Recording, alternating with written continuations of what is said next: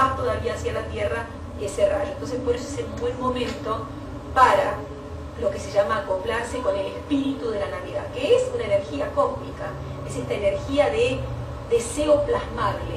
Entonces es un muy buen momento para emitir deseos luminosos. Por eso fue que escribimos o plantamos semillas o hicimos un montón de trabajitos internos que los poníamos en el afuera para darles un poco más de solidez, para ver si en ese momento realmente, si es bueno para nosotros, seguramente se nos va a dar, porque estaba en ese momento esa energía más que nunca, ¿sí?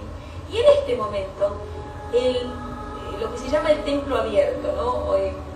La energía del maestro, de los maestros que está más en este momento, siendo emitida y siendo vertida a raudales sobre la tierra, es la reverencia por toda la vida.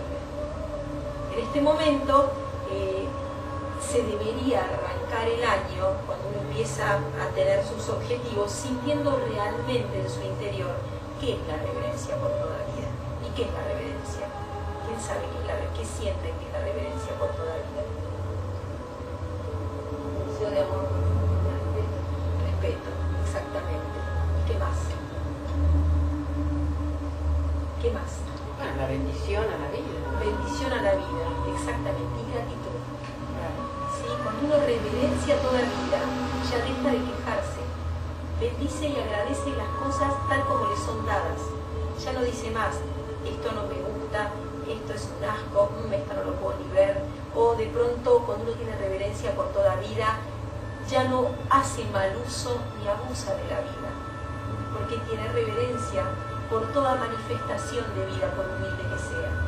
Cuando uno realmente reverencia la vida, no se siente superior, no se siente inferior, se siente parte de la trama de la vida. Eso es lo más importante en la reverencia por toda la vida. Sentirse que uno es un hilito más del tejido, ni más ni menos. Pero que si falta ese hilito, ese color ya no lo va a tener el tejido. Esa tonalidad diferente ya no la va a tener el tejido. Entonces, acá yo encontré, en esto que les contaba de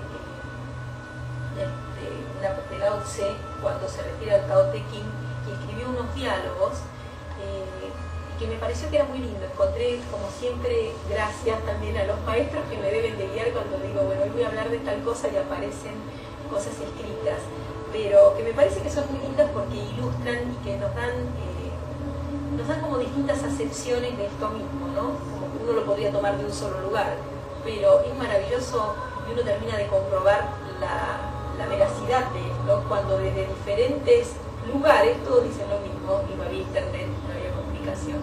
Entonces uno dice, bueno, realmente todos hablaban exactamente de lo mismo y se sostuvo a través del tiempo. A pesar de que ha habido incendios enteros de bibliotecas a través del tiempo, fíjense que desde la biblioteca de Alejandría en adelante hubo incendios de bibliotecas enteras, ¿no? Entonces, porque se sabía que el conocimiento, si no permanecía escrito, tal vez se perdía.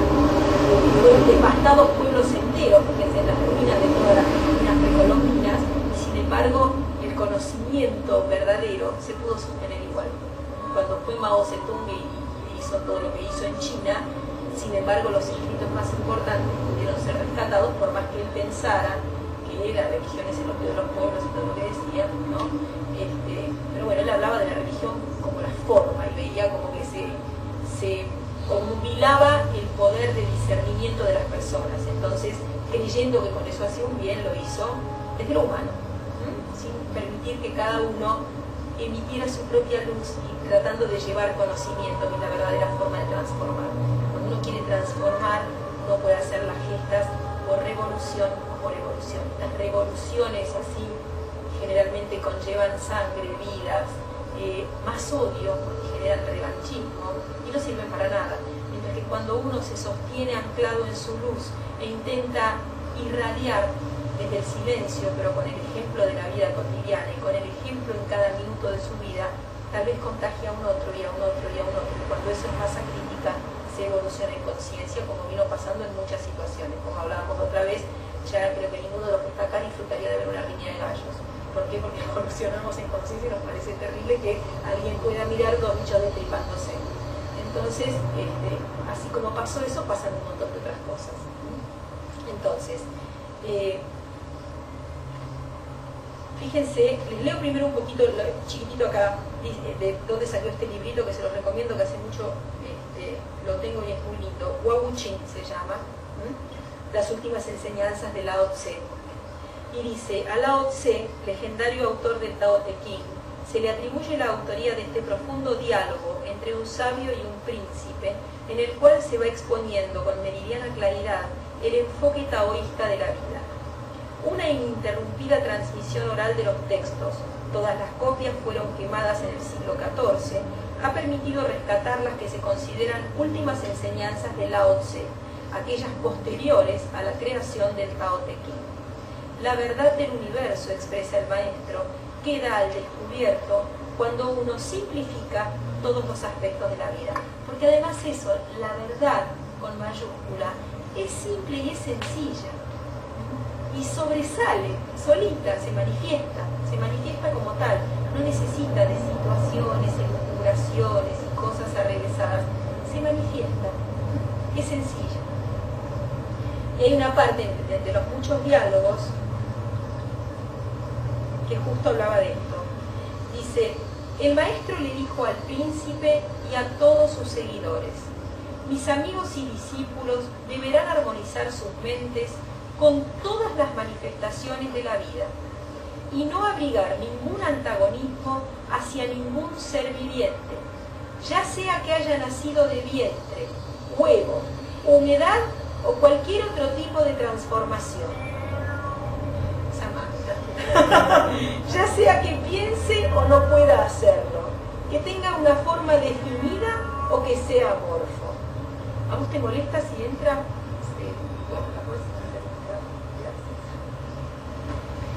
Deberá disolver todo tipo de discriminación de la individualidad y absorber las cosas en una armoniosa unicidad. Fíjense cómo recién ahora todo el mundo empieza a hablar otra vez de la trama de la vida, de la unidad, de cómo realmente nuestro cuerpo no termina acá, sino que termina con el enorme mar de electrones que hay alrededor nuestro, que es el campo cuántico, que ya lo llamaban los metafísicos mar de energía, ¿sí? Es el chi, es el prana.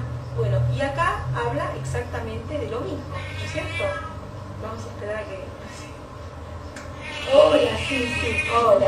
Se queja un rato y ya se le pasa.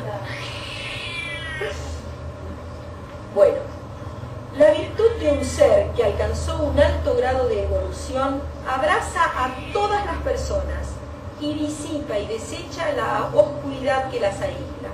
Aunque innumerables vidas se iluminan, el que no está consciente de la realidad completa no ayuda a nadie. ¿Por qué esto es así? Gentil príncipe, si todavía se persisten los conceptos mentales divisorios que distinguen entre el yo y los demás, entre masculino y femenino, longevidad y brevedad, vida y muerte, y así infinitamente, entonces no se tiene una conciencia abarcativa. Bueno, o sea que también cuando uno persiste en la conciencia de la dualidad, ¿qué es lo que más nos cuesta? Todos hoy también es lo que más nos cuesta. Estamos todo el tiempo en la meditación allá arriba. Salimos de la meditación, llegamos a la esquina y resulta que estábamos en el auto, nos tocan un bocinazo y nos peleamos. O prendemos el celular para ver si alguien justo nos había llamado mientras estábamos en silencio y nos empezamos a pelear con esa persona o nos quita la armonía. Entonces estamos todo el tiempo en esta dualidad, todo el tiempo.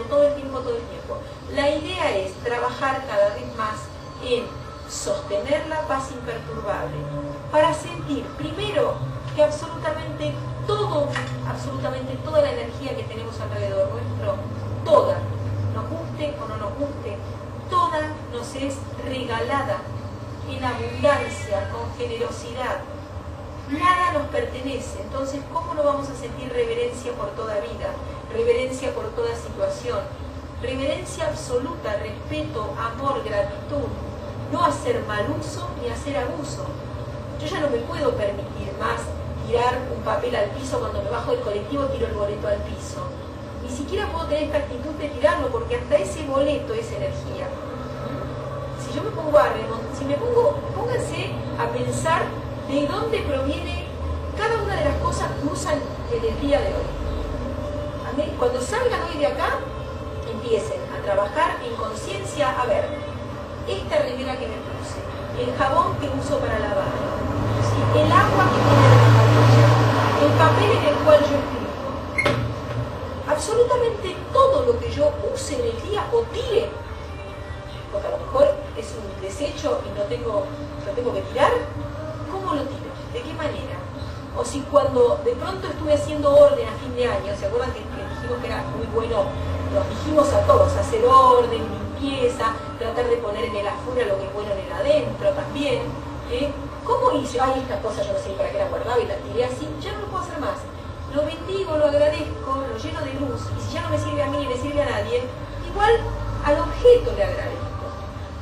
A mí me impresiona lo iluminado que era Walt Disney, cómo era tan animista, y cómo realmente sentía respeto y gratitud hasta por la tetera, por la casita de té, por a todo le daba vida.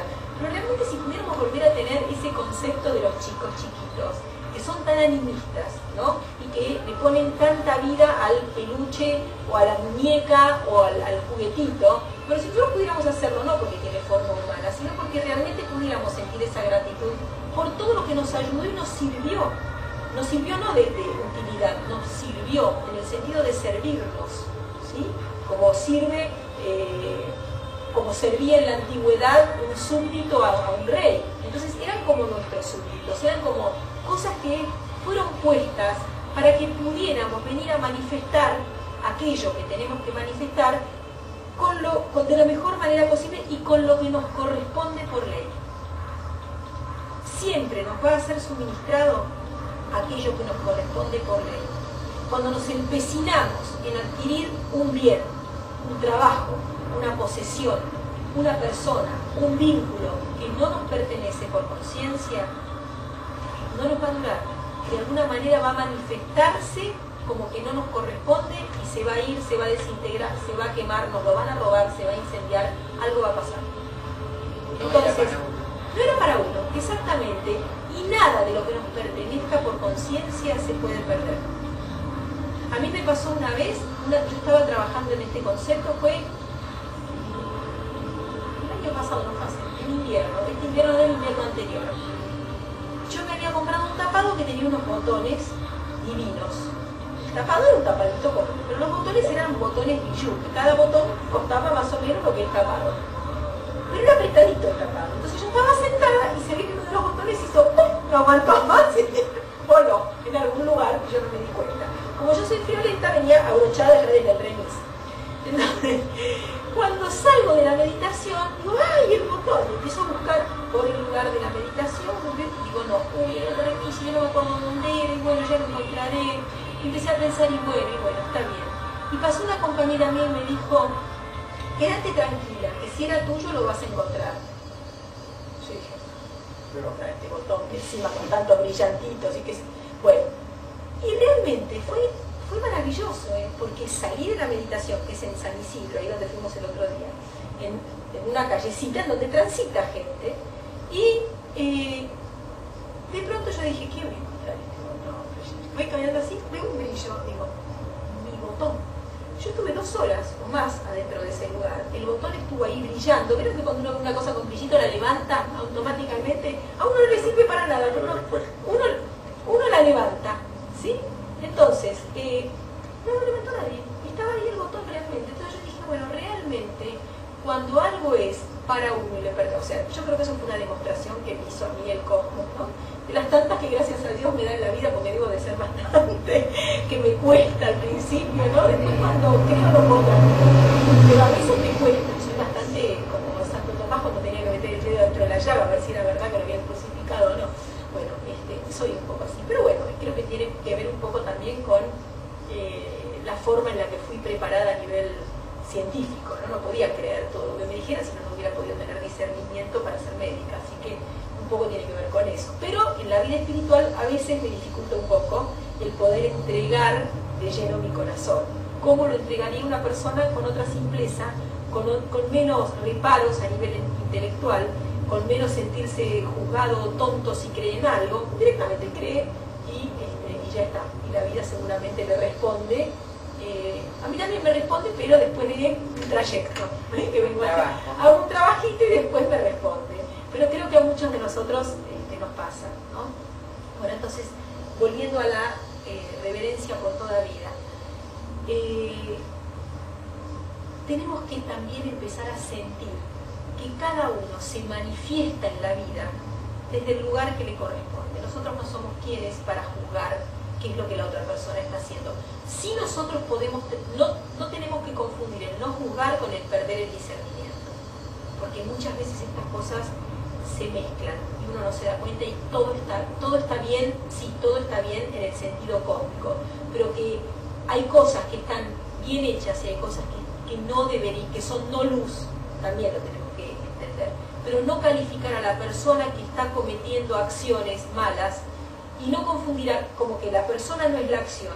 Una cosa es lo que está haciendo, que sería lo que tapa y embadurna de negro y pincela esa luz, pero la luz de adentro, la luz de la chispa del corazón, la presencia individualizada de Dios, desde ese rayito que viene desde el sol y se ancla para mí en mi corazón y pulsa vida a través de cada latido, eso es la luz que yo vine a manifestar.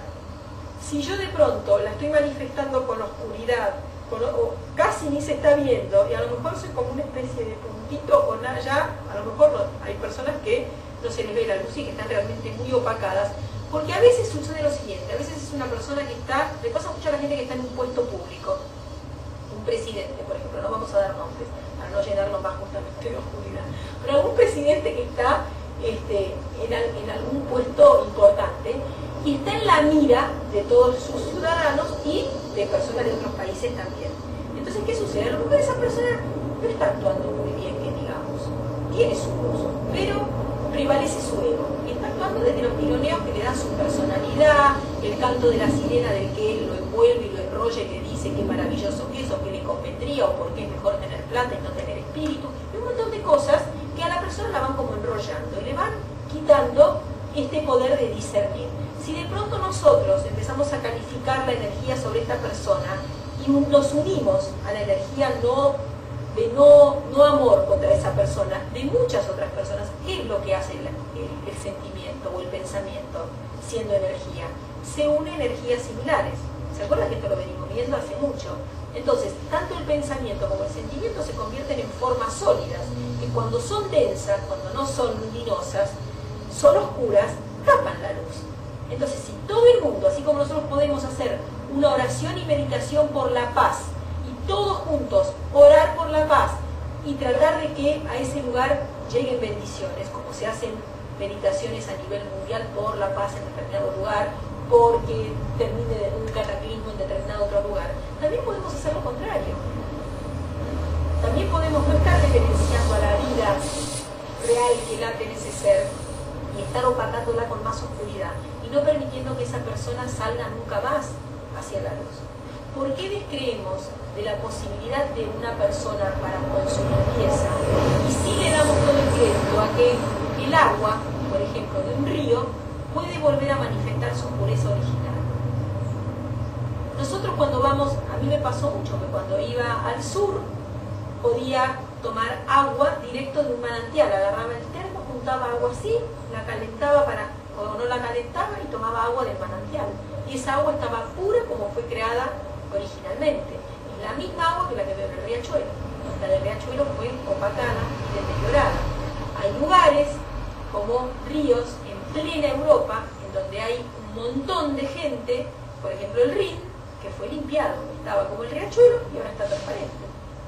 Entonces todo puede volver a la perfección y a la pureza original. Si nos vamos a las experiencias de Masaru Emoto, nosotros, si nos lo propusiéramos, podríamos todos los días, si todos como población creyésemos en esto, todos los días ir a hacer oración al riachuelo y lo limpiaríamos. Si lo pudiésemos ver limpio y luminoso, lo limpiaríamos. Y si no, fíjense en que está comprobado científicamente en esto de la cristalización del agua. Agua sucia que se convirtió en agua limpia que se convirtió en agua sucia y se ve en los distintos cristales. Y si no, en la página está, creo que en la parte de videos, lo pusiste vos en la parte de videos de la página, hay 2 videos en donde se muestra todas estas experiencias con los cristales del agua que hizo Masaru Emoto. Entonces, nosotros tenemos la inmensa responsabilidad de sentir permanentemente, de ya estar actuando. No decir, ay, porque yo voy a meditación y yo hago esto. No, no digan nada, porque a veces uno le hace mala propaganda, porque de pronto todavía nos mandamos alguna de lo humano, y entonces dicen, ay, vos, hijo, vos eras la que meditabas tanto, no te sirve de nada, mirá cómo te seguís sacando. Entonces uno, preferible no hacer mucha propaganda y hacerlo desde la acción, ¿sí? Porque si no, claro, nos pasa a todos. Entonces estamos más como en la mira. Entonces, como además realmente estamos más como en la mira, uno tiene que calladito, sin criticar, por ejemplo. Cuando uno va por el supermercado, uno tiene la más maravillosa oportunidad de ir juntando naranjas, que generalmente alguna señora, porque no se dio cuenta o porque agarró la de abajo porque le gustaba más y se le cayó toda la pirámide de las de arriba, ¿no? No nos cuesta nada. Paramos y juntamos las otras naranjas que se cayeron y las ponemos, aunque sea en un lugarcito donde no las pisen. O si encontramos, como el otro día que encontramos con Sergio, no sé qué era, un arrollado de algún algo, pollo, lechón, no sé qué era, que estaba ahí al lado de la caja. Yo dije, ¿quién sabe de qué hora que está esto? Dije, yo no lo voy a ir a poner en la heladera. Fui y le dije a la chica de la caja, mirá, perdoname, pero esto por favor no lo vuelvan a poner en la heladera, pues se va a intoxicar alguna, hace un calor de morir siempre en la Navidad. Digo, no es para esto. Entonces, ese tipo de cositas, ¿sí? Es reverencia por toda la vida. Y por supuesto, bendecir y agradecer al pobre bicho que se murió para nada, porque no se me iba a poder comer, ni siquiera iba a poder abonar las plantitas. Entonces, cuando uno empieza a fluir de esta manera, desde la mañana temprano cuando uno se levanta, uno debería bendecir y agradecer el agua que sale potable por la canilla, a la temperatura que a nosotros nos gusta, que tenemos un lugar donde bañarnos, que tenemos la comida en la heladera, que tenemos aire puro para respirar, que si no nos gusta cómo está el clima podemos poner un ventilador o una estufa, que tenemos ropa para verano o para invierno, que nos podemos poner zapatos, ¿sí? Todo eso es agradecer, no solo todo lo que nos ha dado, absolutamente todo lo que nos ha dado. Por eso es que también nos pareció con Sergio que si llegásemos a hacer este viaje, primero, realmente como un aprendizaje para nosotros, porque esto que decíamos, y bueno, los micros tal vez se atrasan y tal vez no, bueno, empezar entonces a agradecer y bendecir la puntualidad que se nos ofrece como un respeto a nuestros propios horarios acá en Argentina, y que en otros países hay que tener una oración, que todavía la gente tiene que resignarse a esta desprolijidad. No solamente porque uno se pierde el día, uno va como turista. Pensemos en la gente que vive todos los días y que está como, ya no es aceptación, yo creo que es resignado, que la aceptación es buena, la resignación no. Por eso, eso te quería preguntar. Yo creo que, por lo menos todos los que estamos acá, desde algún lugar, uno tiene que bendecir lo que tiene, pero ¿qué pasa con el que está en el lado opuesto? ¿Tiene que bendecir también? Siempre tenés que bendecir todo lo que te da. Hay situaciones muy difíciles. Hay situaciones muy difíciles, pero nunca, vos tenés que pensar que nunca el universo es justo. Que lo que tenés que hacer es que esa persona, por eso lo mejor que uno puede hacer por otra persona es pedir iluminación. Porque para mí, por ejemplo, sería muy fácil bendecir, porque me parece que Por supuesto, pero hay gente que... Y eso lo decía también la Madre Teresa de Calcuta, decía, no le vengan a hablar de Dios a una persona que está pidiendo pan. Primero alimentémosla, sí, pero ella primero los alimentaba, les enseñaba cómo procurarse su pan y después les enseñaba una verdad más importante. Entonces, nosotros, ¿qué es lo que podemos hacer por la gente que, hay muchísima gente que no está teniendo en este momento ninguna condición ni de salubridad, ni de educación, ni de justicia, ¿no? Y entonces lo que uno puede hacer por esa gente es pedir iluminación. No es tonto orar, realmente llega. Uno tiene que pedir que esas conciencias sean iluminadas y hacer en la medida de las posibilidades de cada uno, como también hay un video en donde se muestra que hay distintas fundaciones en las cuales uno puede dar tiempo, dinero, tiempo, o sea, uno no puede en este momento, cuando uno está en esta situación de apertura de su propia conciencia, quedarse en la autoiluminación y nada más. Este grupo es un grupo de servicio. Entonces, el servicio uno lo puede hacer orando por los demás, dando tiempo físico en él, porque uno puede ir, darle en efecto de comer a alguna persona en un hospital, visitando a gente que está sola en un geriátrico, ayudando en un hogar de chicos abandonados, enseñando lo que uno sabe hacer para que el otro pueda tener su caña de pescar y no el pescado. Hay miles de cosas que todos podemos hacer. Nadie es ajeno a lo que todavía se manifiesta en forma injusta, pero tenemos que saber y tener muy en claro que eso no es la voluntad de la creación, eso no es la voluntad divina. La voluntad divina es el bien, es la prosperidad, es la salud, es la no carencia. Que haya situaciones de carencia tiene que ver con la mala calificación de la vida que fuimos haciendo los seres humanos desde el ego. Vos fijate que las situaciones de mayor injusticia tienen que ver con lo que decía en algún punto el chiste de Mafalda cuando Manolito decía, que por supuesto que no lo aceptamos y no tiene que ser, pero lo decía en realidad como una observación de esa realidad cotidiana: para amasar una gran fortuna siempre hay que hacer harina a los demás. Bueno, hay gente que tiene ese criterio, lamentablemente. Entonces, hay mucha gente que todavía no está iluminada. Bueno, pidamos para que sea iluminada. No critiquemos, a lo mejor no tienen el caudal de luz. Están, justamente, reverenciemos a esa vida también. Reverenciémosla, ¿para qué? Porque si nosotros seguimos criticándola, le aumentamos el caudal. Todo es luz y oscuridad. Si nosotros la seguimos criticando, le seguimos aumentando el caudal de oscuridad.